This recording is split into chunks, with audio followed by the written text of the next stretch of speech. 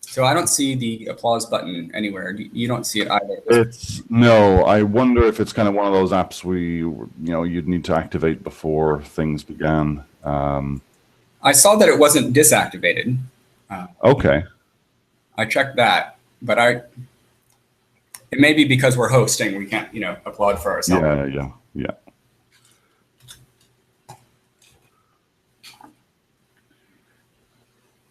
And then I can look at the page for the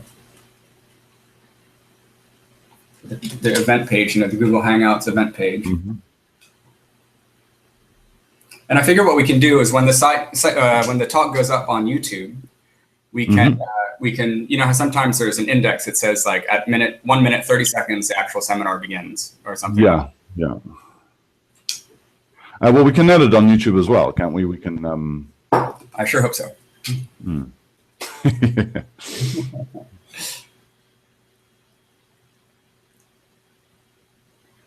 So we've got 13 RSVPs, people saying they're going to watch, plus 2 that are maybes.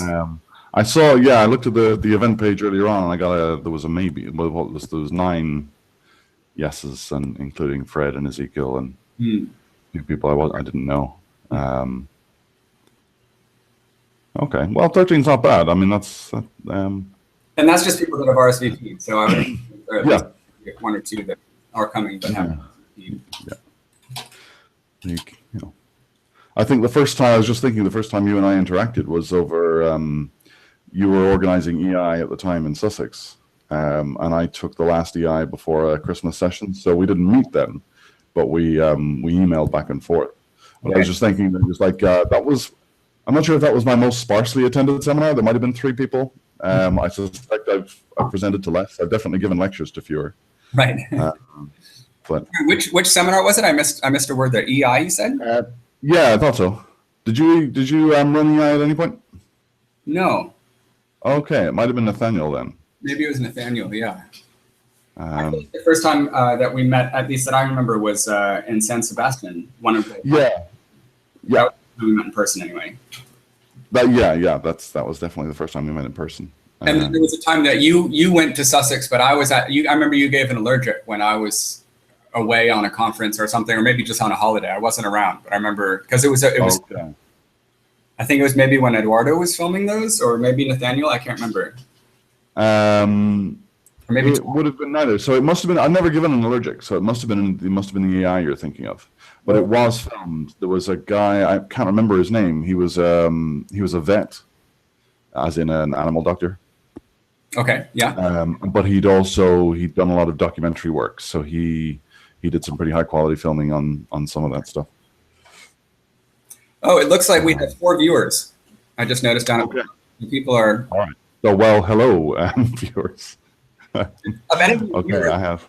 If any of you viewers could try hitting, there should be, we think, a thumbs up and a thumbs down button at the bottom of your screen. And if any of you could try hitting, preferably the thumbs up button, so we can see if we can get any feedback from you live, that would be great. You are, and in fact, this entire seminar is effectively our beta test. We haven't been able to run this live with people other than ourselves, essentially. So there are a number of roles that we haven't been able to take yet. And so we're still actually trying to figure out what is and isn't possible. If we don't get any feedback from the viewers. 6 viewers. I'm getting the impression that, in fact, if any of you, this might have to do with the lag. So also, if any of you could send me an email saying what your situation is, if you've hit the button or if there is no button, then I would appreciate that as well. So we can sort of gauge what the lag is. And so on. So I'll check my email now, and we'll probably start just a couple minutes to give people a chance to install libraries or plugins if they need to get this all working.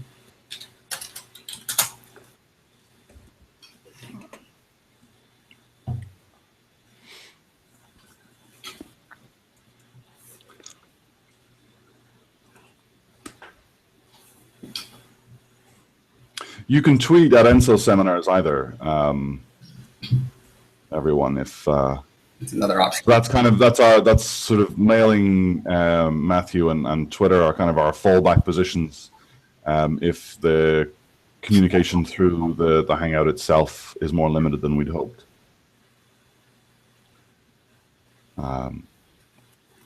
Also, I'm not sure exactly how the lag works with the viewers, so it may be that when they click watch, it starts at the very beginning, but you expect it to be live. Okay, I just got an email from Joel who said there is no button, there's no thumbs up, thumbs down button. Okay, we'll have to figure that out for next time. Is there a Q&A button, and can you ask a question? I suppose that's going to be crucial. So as I said, we can fall back to Twitter for the Q&A if needs be. But if there should be, when you mouse over to the left of the screen, you get a series of icons, and a Q&A app should be available to you, hopefully. And you should be able to type questions into that.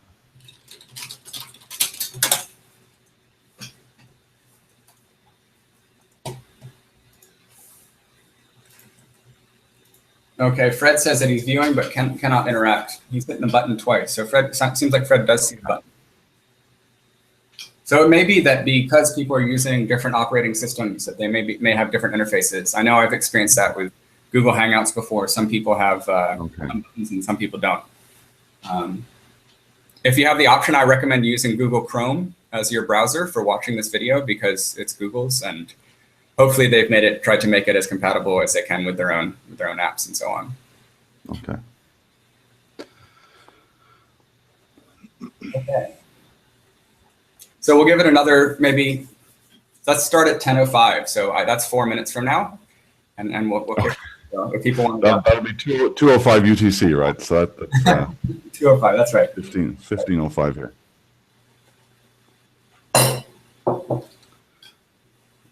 So in the meantime, actually, do you want to I'll screen share, and we'll just leave that info slide up for a second. Great idea. That's a great idea. And I'll click on you so that they see your screen. Great.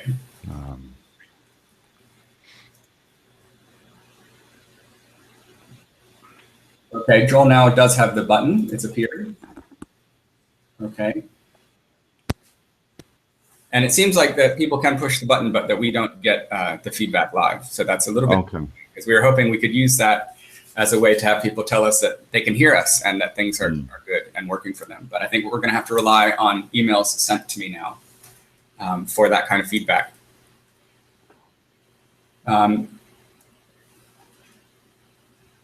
Yeah, so I would appreciate, thank you guys, thank you Fred, and thank you Joel for your comments. If I do something, like I'm running the camera here and I want to keep it on Marek, of course, during the talk, if it should be showing his slide now. If anything seems incorrect about what I'm doing with the camera, so to speak, please let me know, and I'll be intentional about it, but feel welcome to send me that feedback.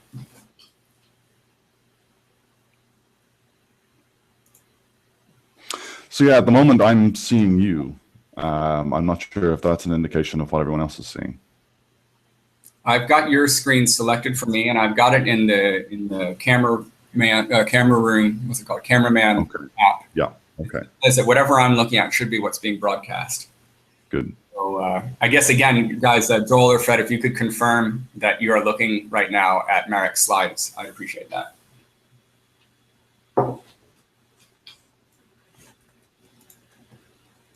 Okay, so here are some ENSOSEM tweets. This is the right tag. Yes, Fred, I see your tag. I've got something from Agnes Henson, got thumbs up and down, but no Q option. So they're not seeing the Q&A at this point. Okay. I've got the Q&A app open in my window. We know that I can't ask questions because I'm sort of a host as opposed to a viewer. So I don't know why the Q&A app would not be showing up. We did have some issues with it in the testing, but we thought we figured it out. So let me close that Twitter. Okay, they do see your slides. All right. Okay. Great. We have 13 viewers, which is, I believe, the number of people that RSVP'd. Oh no, we got 16. 16 RSVPs now. So we'll wait just another minute, and then we'll get going. Okay. That's pushing for one of my bigger seminars, actually. Nice. Possibly even a big class.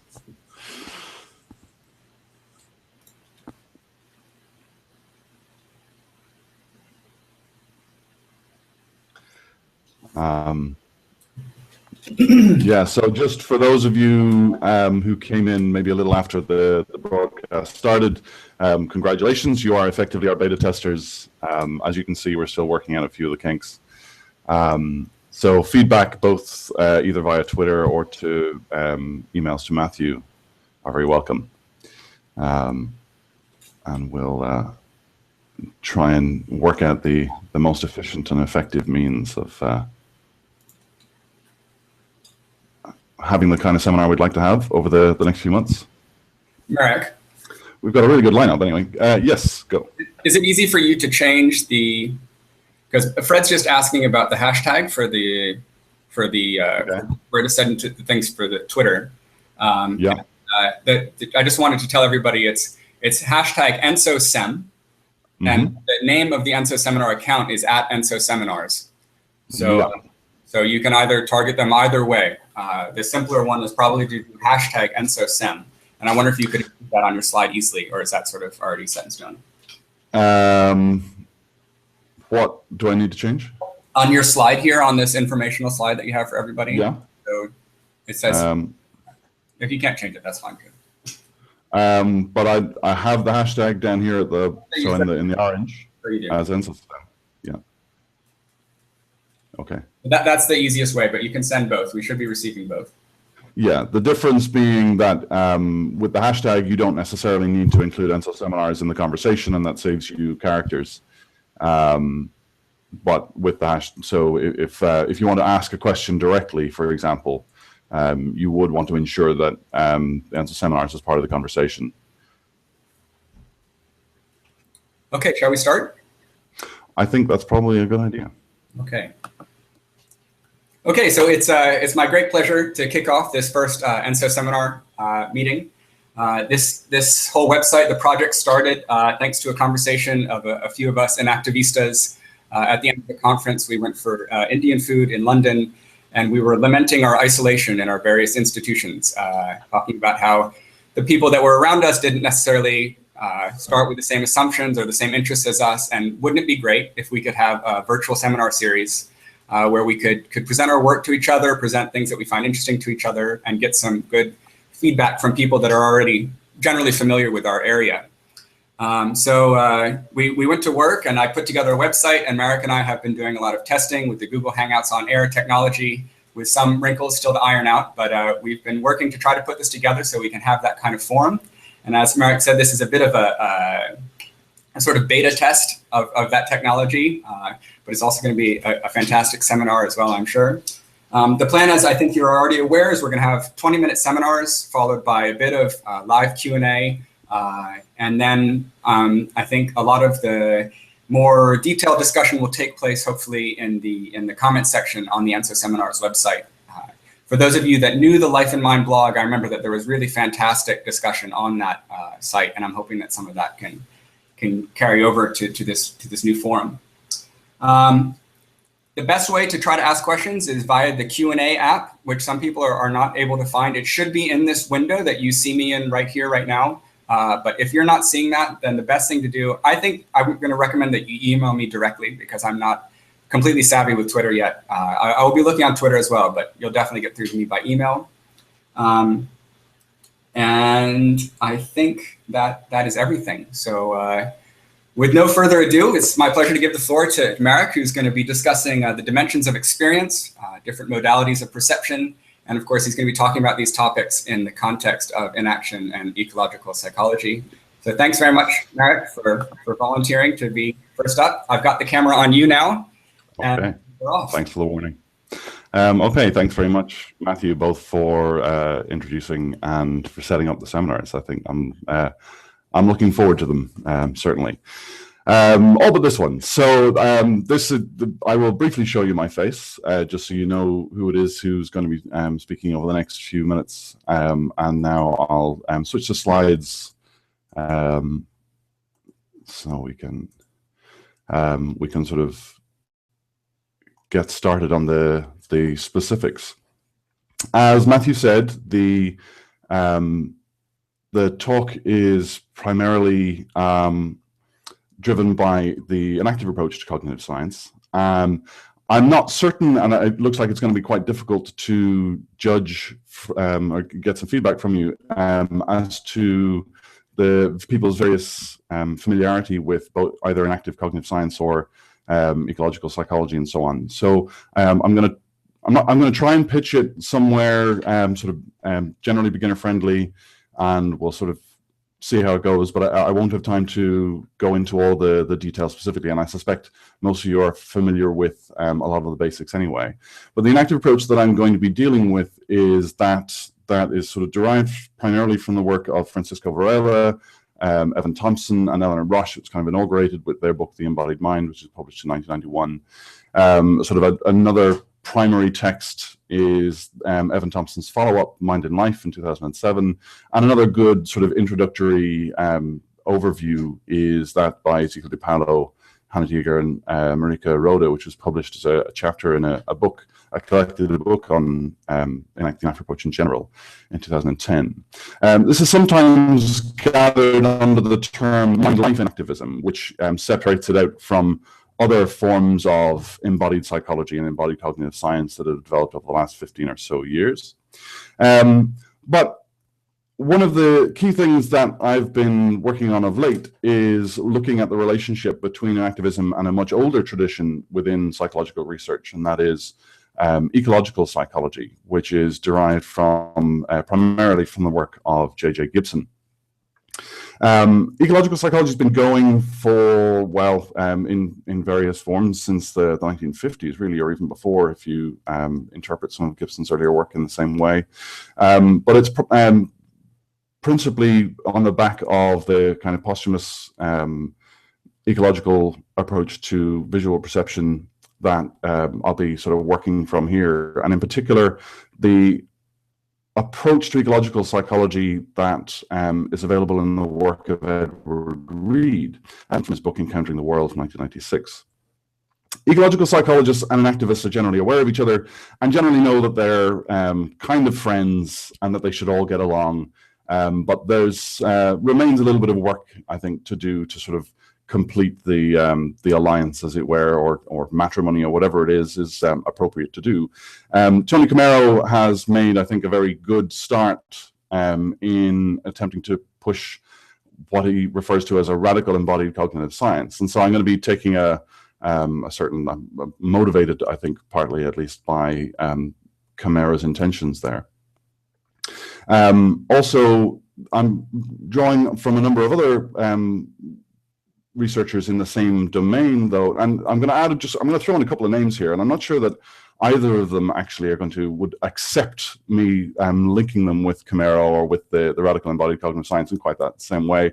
Rietveld and Kiverstein last year published a paper called A Rich Landscape of Affordances, which I'll be making reference to. I don't think either of them, I think both of them quite like Tony Chemero very well, but I'm not quite sure if they consider themselves a radical embodied cognitive scientist. But also the anthropologist Tim Ingold, who generally dislikes any label other than anthropologist, I think. But I think Ingold's work is very firmly within this domain of embodied cognitive science, radical embodied cognitive science, in fact. And I think is also a very useful bridge between these kind of enactive and ecological traditions. So that's just a general bit of theoretical background for you. The key, quite sort of motivating question, though, is about the fact that our behavior and our experience are structured things. They are not sort of capricious, they're not random.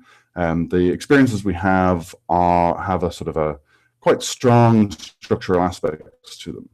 And much of cognitive science, in fact, is an attempt to understand that structure and to identify what the dimensions of it might be, and then to try and make measurements along some of those dimensions in various ways.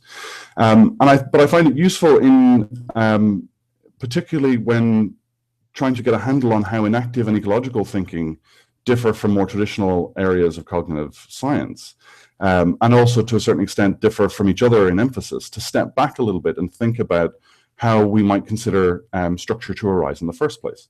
There's kind of three primary ways in which you can get structure. One is through sort of simple combination. In this case, generally speaking, when you're talking about combination as a source of structure, you can start from nothing. You can add something to nothing by taking a component of some sort and beginning a process of construction. So you can start from nothing. You then engage in a process of component change, either through the addition of components, the taking away of certain components, or the substitution if you do addition and subtraction at the same time, basically. And what's important here, I think, is that the components themselves can have little or no shared history. It's not important that they are derived from the same place, that they've come about in the same kind of way. All that matters is that you've sort of stuck them together. So it's a collection of Lego bricks. Each individual brick doesn't have an awful lot to do with the next brick. They're all just compatible, and you can sort of jam them together in all manner of different kinds of ways. In contrast, that then the sort of combinatorial approach to structure is the emergent one. And in the case of emergence, we have a really sort of complementary way of thinking about where structure comes from. Emergence always has to start from something. You can't emerge from nothing unless we want to get into weirdo quantum vacuum stuff, which, to be honest, I'm not too pushed on at the moment. But rather, the structure comes from something that is amorphous or generally structureless and becomes more complicated usually through a process of differentiation. So using an example or as an illustration here, the multicellular zygote sort of differentiating into embryo and then sort of further development. But in the case of emergence, we have a single entity becoming more complicated by differentiation occurring within that broader whole. And what we find then is that the parts in this more complicated entity have an sort of fundamentally interdependent history.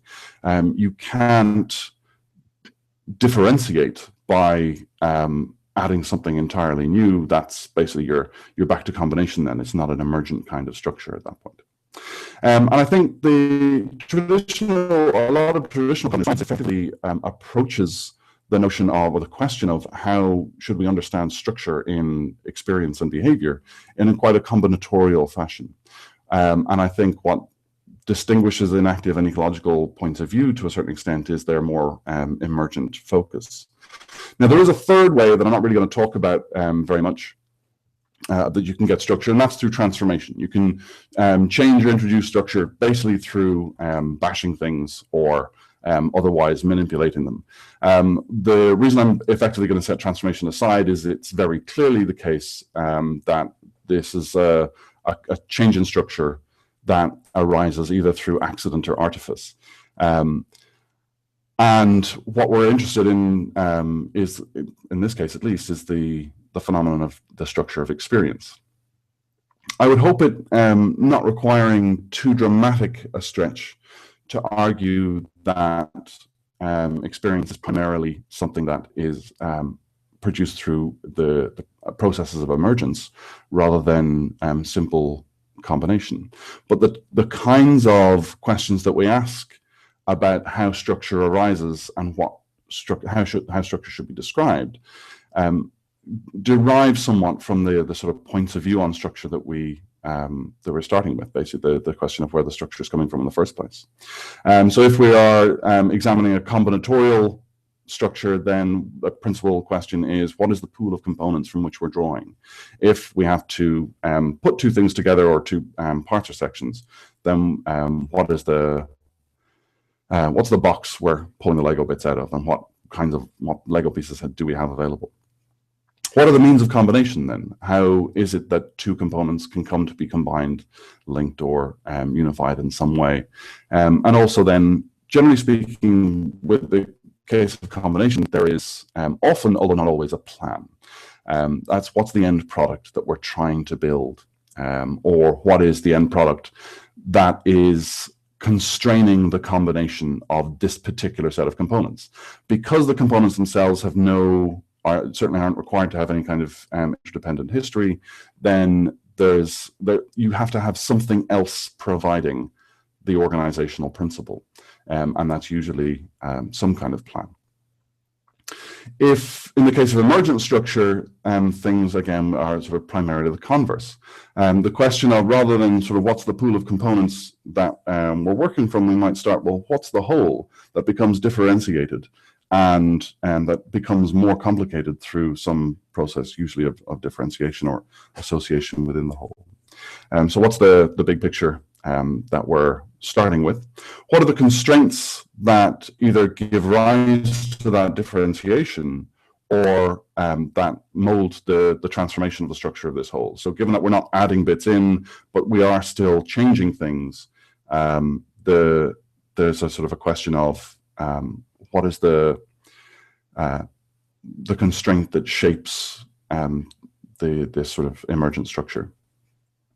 And finally, then, there's a question of the sort of triggers or prompts. So there will be constraints that govern that certain kinds of differentiation or certain kind of new structures are possible, while others are less possible. But also there'll be some indication of either a trigger or some kind of event or aspect of the system's development that produces a sudden change, whether it's a bifurcation or a sort of cell division or whatever it is that we might want to consider. So as I said, I would hope it's not too big a stretch to suggest that for the main part, the phenomena in which we're most interested, experience and behavior, are the result of emergent processes of construction, emergent process of structure making, rather than combinatorial ones. We can get into that a little bit, if you'd like, in the Q&A after the fact. But for the main part, my key interest will really be in identifying, given that enactive or ecological approaches to cognitive science have this emergent bent, what are the implications of that, basically? How do we interpret or encompass the questions or perspectives of cognitive science in those cases? And of course, what you want to start with then is a whole, and for that we have a famous picture that is frequently used by enactivists, and this is sort of the Escher mutual dependence of subject and world. You can't have one without the other, and both draw the other forth, and even more frequently used quotation from Merleau-Ponty: the world is inseparable from the subject, but from a subject who is nothing but a project of the world, and the subject is inseparable from the world, from a world that it itself projects.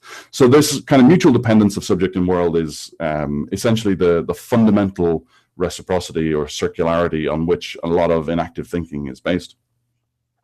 And the enactive tradition, the sort of enactivists in general, are kind of pushing this mutualist agenda to a great extent. But though I would suggest, in fact, that while this mutual interdependence is crucial to enactive thinking, it's actually the enactive theory itself tends to be fairly lopsided.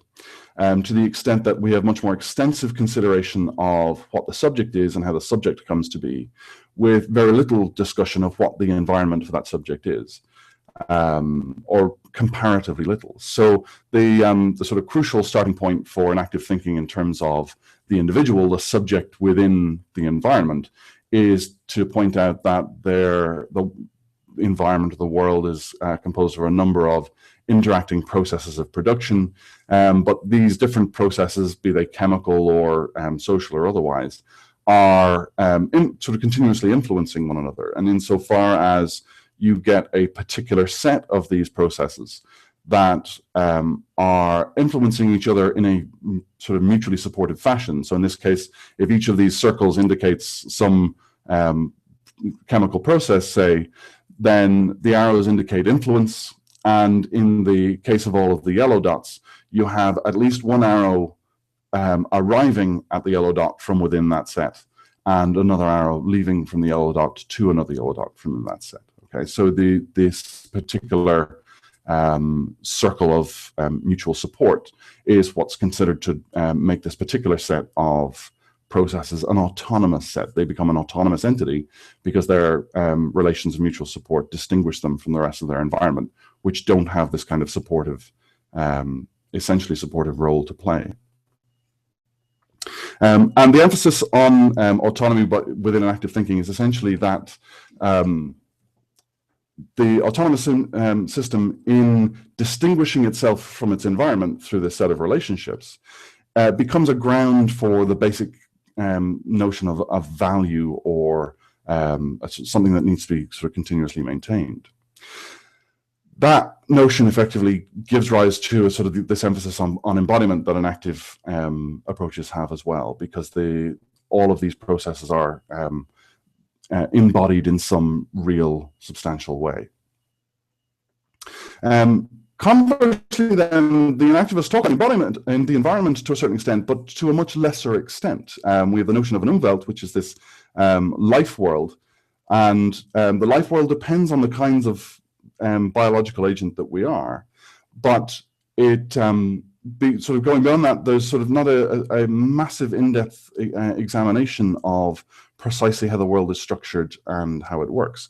To a large extent, and I can be corrected after that when we get into argument over this, I think the enactivists kind of steal rather guiltily from ecological psychologists to a large extent here, in that we sort of talk about things like affordances and sort of opportunities for action, but in terms of operationalizing them at a level above, say, for example, simulations of minimalist robotics, we tend to we draw from human psychological literature that is very much within the ecological tradition. But the sort of basic principle here is that the environment we live in, the world we respond to, is the one that fits us bodily. So if we look at the sort of nice forest scene there that we have, if you're any normal human being, as it were, the first thing that stands out is that path, which invites walking on. And the large tree upright in off to the right of the picture is immediately visible as something that's going to be an obstacle, and so on. So there's the world in which we live and work. The world that we experience is structured very much by the opportunities for action that we have. And then how we operationalize those opportunities for action tends to be by pilfering, as I say, rather guiltily. We kind of feel guilty about it because we'd like to be more sort of fundamentally an activist, but also we sort of pilfer from the ecological approach, feeling guilty because we also know we're not necessarily taking or committing to the sort of full set of underlying theoretical assumptions that come with ecological thinking. And so if we sort of consider then the whole of experience and cognition as being driven by this person-environment interaction, then what are the constraints that we're going to be dealing with? What are the constraints that are going to structure our experience? Well, almost by habit, we might talk about neural constraints, because that's where most traditional psychology begins and ends. The brain is the thing that does all of the important structuring, and insofar as there are pathways in some directions and not others, some areas of the brain are connected to others, then certain things are possible and other things are not. Of course, with embodiment, when we start taking the body seriously as an actor in cognitive systems, we start looking at a whole host of bodily constraints and essentially demote neural constraints to one amongst several of these bodily constraints. This will be to do with the kinds of limbs we have, the kinds of motion available to us, but also things like how our immune system works, how our digestive system works, what makes us thirsty, what makes us hungry, and so on. There will, of course, be physical constraints, and we can nick from the physicalist research within the ecological psychology literature on that front. And there are also behavioral constraints. Xavier Barandiaran and Ezequiel de Paulo have recently sort of reinvigorated the notion of habit that played a sort of very deep and important role in psychology for the first 100 years or so of its existence.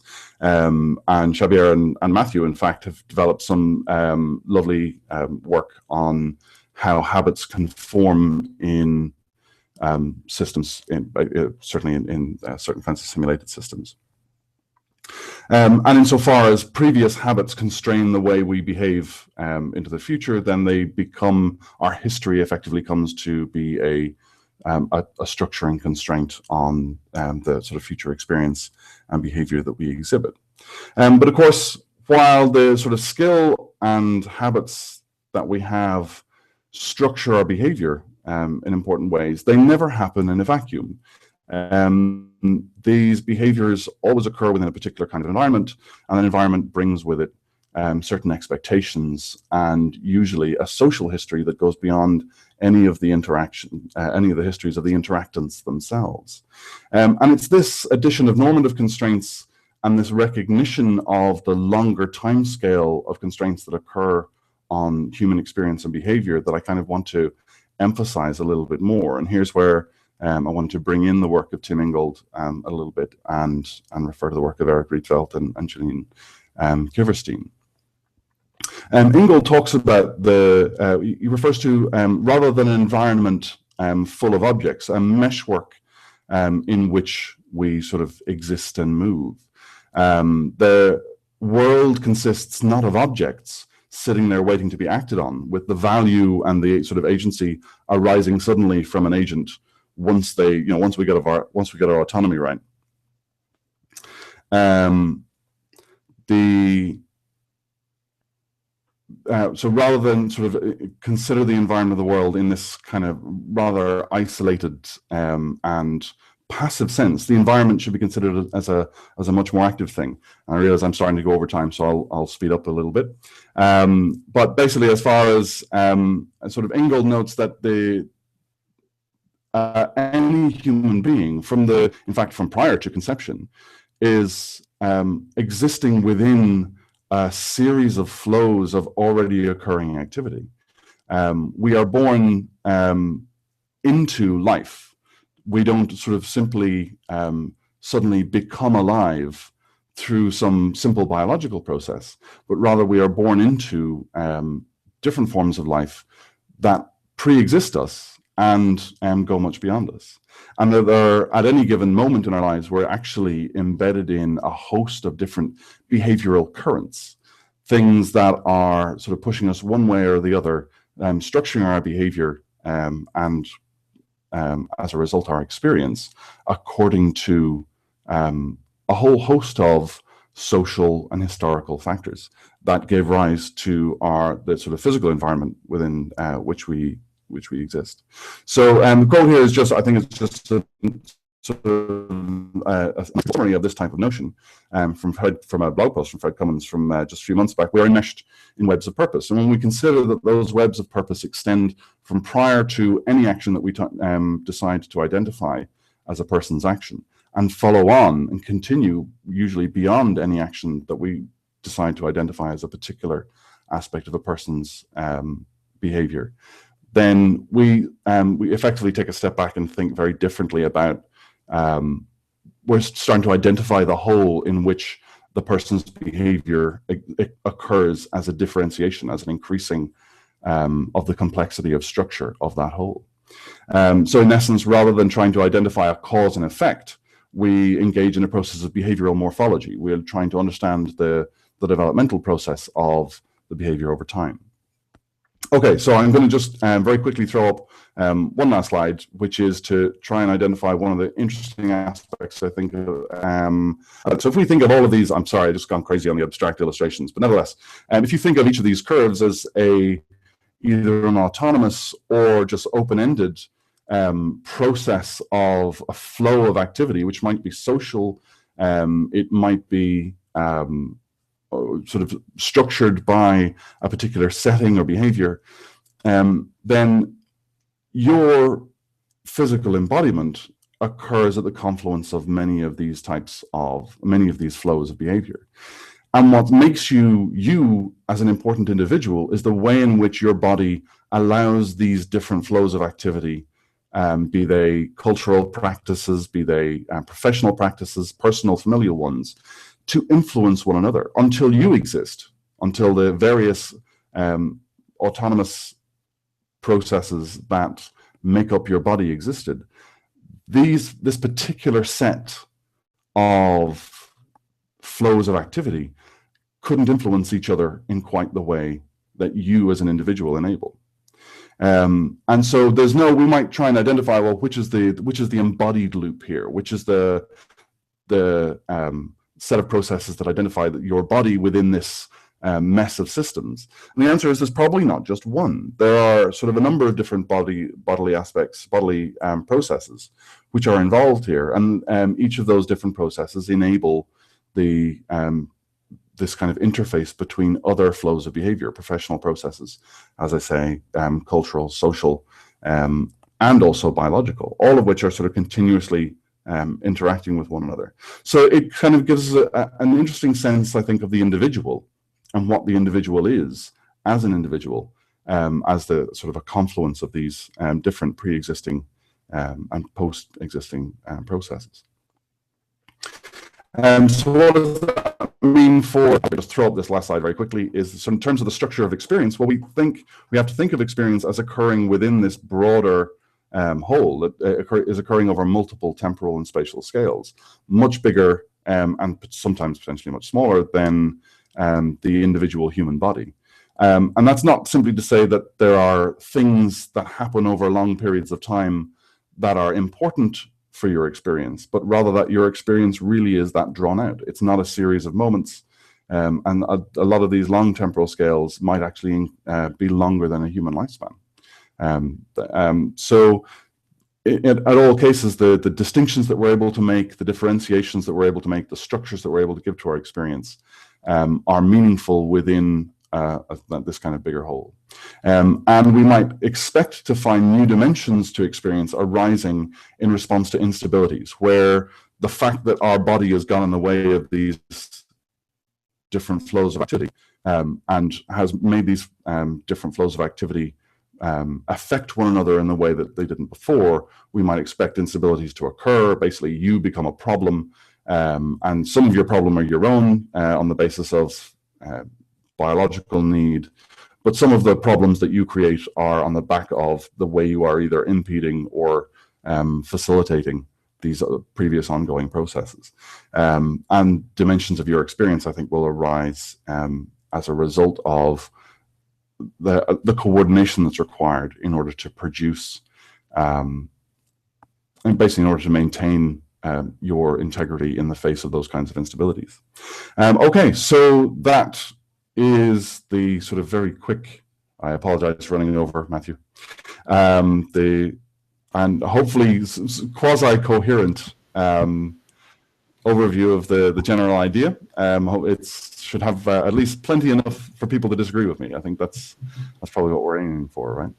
Great, awesome, thank you. Thanks very much, Marek. That's great, fantastic kickoff seminar for us. And I'd applaud, but then it would just be the sound of me applauding, and that would be very enthusiastic. So we just have to imagine everybody all over the world applauding at the moment. So, and so now is a time, people, that if you want to ask questions via Twitter, you can send them in. You could do it also during the talk, of course, but none have arrived yet. You can also email me. And just to give one moment for you guys to do that in case you want to. I had one quick question for Marek, which is something that you hinted at a little bit, that you were willing to answer anyway, which is, you talked about consciousness and perception, these concepts as being emergent rather than combinatoric. And while I don't disagree, I'm just curious what sort of motivates that observation. In essence, it's the question of what will be the 0 point.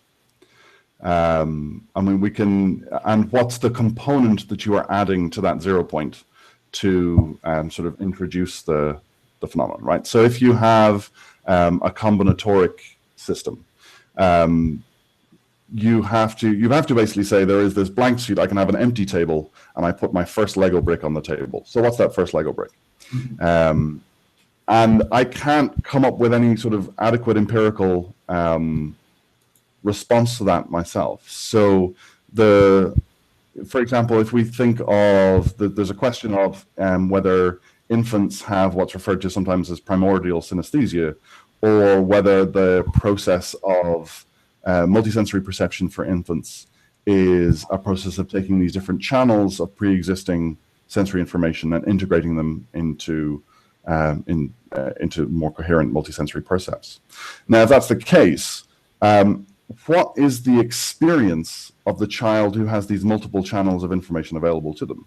Is it this kind of flickering monosensory attention, sort of flickering from pure vision or pure color to pure touch or so on, that eventually gradually gets melded together? And if that's the case, then well, one, I can't experience that, right? So I have no sense of that. But in the other, if you want to add these two things together, what's the overarching scaffold that's going to enable that?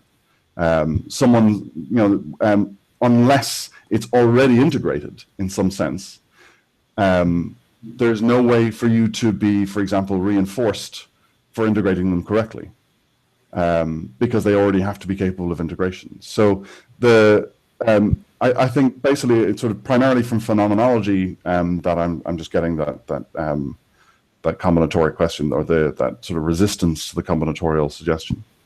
Oh, okay. So, okay. I don't know if you can see it in your screen, Mark, but there's a couple of questions through the Q&A app. And rather than picking one, I thought maybe you might want to pick which one of those two, or maybe you want to answer both of them. Can you see them okay? I can. I can see one from Mark and one from Ivo. I'll say, actually, Mark has asked about the sort of webs of purpose, which is the quotation from, it's a quotation from Fred, actually, from Fred Cummins. But specifically referring there, in fact, to Tim Ingold's notion of the meshwork. And this is something that Ingold, I think, himself gets from the ecological psychologist Edward Reed. Reed talks about intentions essentially as being something that are not mental states in an individualistic sense, but are, in fact, patterns of behavior that are public and shared.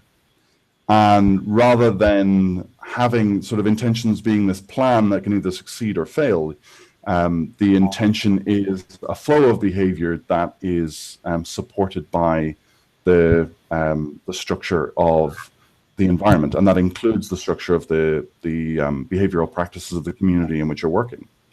So the web of purpose is this existing set of normative practices, and the whole process of behavioral development and cognitive development is learning how to integrate and coordinate the various demands of these different practices. Sometimes they're consistent with one another, sometimes not. But in the case of, certainly with the case of children, there is always what Reed calls the field of promoted action, which the parent is continuously structuring the environment to encourage certain kinds of behaviors rather than others. And it's kind of an interesting example of ways in which we see, I think we see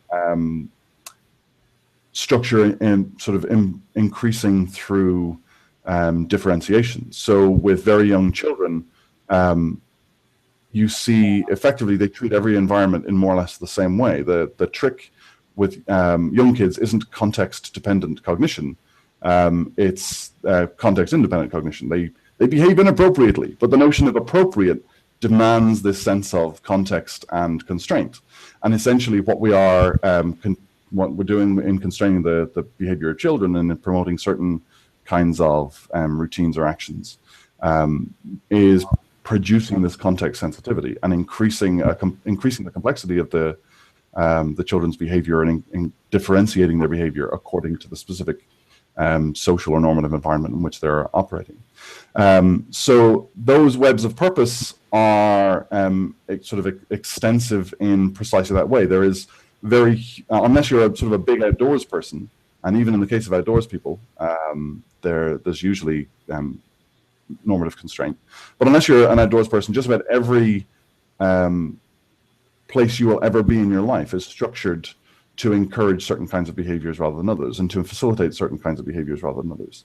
And in some cases, and in fact many cases, the environment is not simply structured to afford certain behaviors, but rather to coerce behavior if required. So a tradition of research here that doesn't get quoted very much, though Harry Heft, the ecological psychologist, has put a lot of effort into trying to bring it back to people's awareness, is that Roger Barker setting, where basically you have a physical environment with an existing, basically a standing pattern of behavior, and you've got sort of a physical social milieu that together tend to evoke stable and reliable patterns of behavior. And if one person starts acting in a manner that's inappropriate to the setting tends to reorganize around them to either reject them from the setting or to change their behavior appropriately.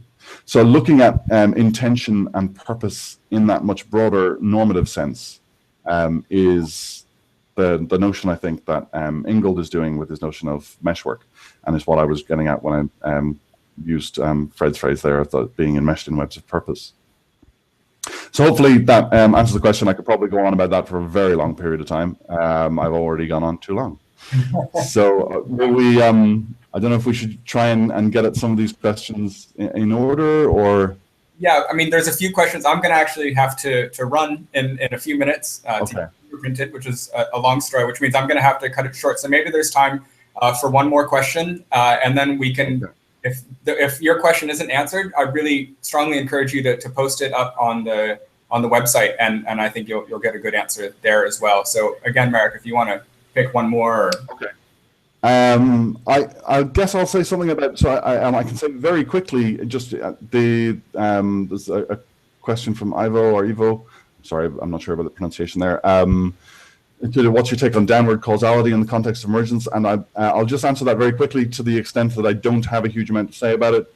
The notion of upward and downward causality, I think, is just something I'm not sufficiently clear on to say anything terribly coherent.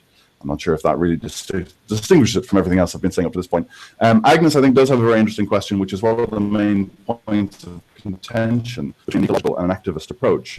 And there's a recent paper by Van Dijk, Wick, Hagen, and Bongers, who they attempt to address this explicitly. And there's a really nice blog post by a fellow called Ed Baggs, B-A-G-G-S, who sort of interprets and examines the paper. Essentially, ecological psychologists, it's sort of, I think it remains to be seen to a certain extent how much ecological psychological theory is incompatible with certain aspects of enactivism. I think to a large extent there's enough ambiguity in some of the original aspects of Gibson's work to say that there's not a huge difference there, and there's enough variation in both to point out, in fact, that really there's a big overlap. And I think what Tony Chemero has done is effectively try to point that out and to say, look, there's this massive common ground that we might just call radical embodied cognitive science.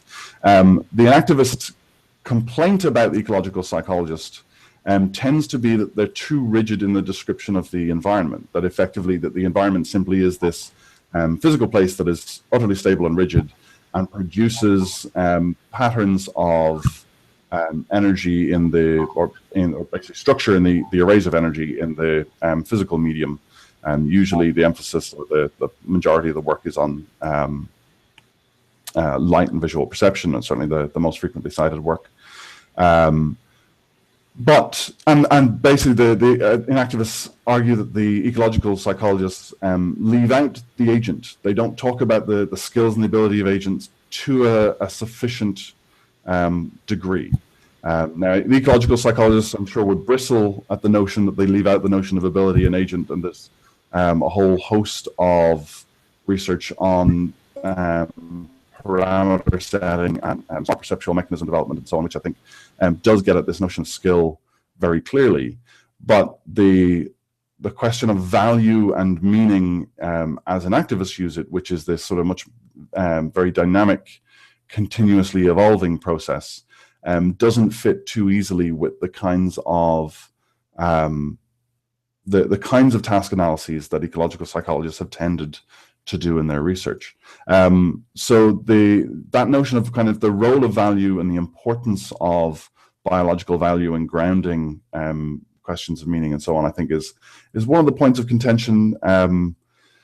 And the sort of the dynamism, just how stable and structured the world is, or does the world and do the affordances change as the skills change? So that's one of the ways in which Chemero's work is different, sort of differs from some of the work of the likes of Turvey Mason Shaw, is that Chemero argues affordances as being a little bit more dynamic.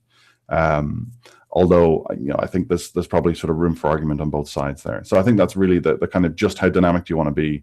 The enactivists want to be even more dynamic than the ecological psychologists, who are already pretty darn dynamic.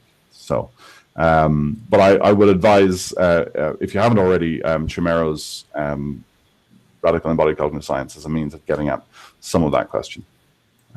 Great. But I think I'll just sort of throw it down now. If there happen to be other ecological psychologists around, I think it's really important that at some point we get a meeting together in which ecological psychologists and activists actually get in a room together and decide what they agree on and disagree on, and move towards a détente. Because I think I just think it will be good science, and also very productive for both sides. So yeah, that's something I want to do. And if we can't do it anywhere else, we'll do it at an MPhil seminar. Fantastic. Okay, I think we should probably stop there. I'm sorry if your questions didn't get answered. Please do post them up on the forum, and we can carry on there. Thanks so much, Marek, and thank you all for joining us. And Okay. we'll see you in 3 weeks for the next seminar. So it's going to be the first Thursday of every month. We've had a lot of people signing up. We've got people booked. We've got talks booked all the way through May, if I'm not mistaken. So we've got a lot of positive stuff going on, and keep the energy going. Thanks so much for showing up. Bye-bye. Excellent. Thank you, Matthew. Thanks, Marek.